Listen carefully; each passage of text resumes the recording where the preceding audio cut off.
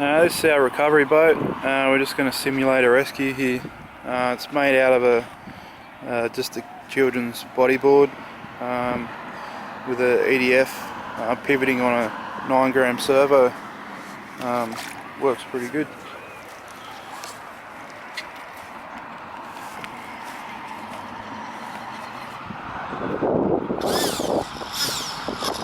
Hang on.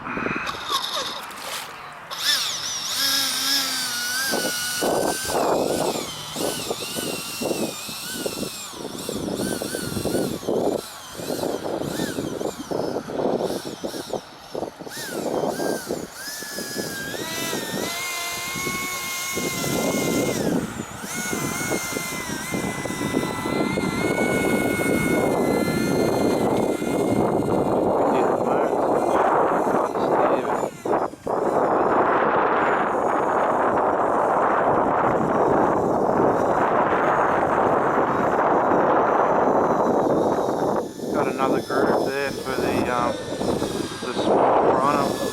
Brushless boat there to go in. It's even got reverse.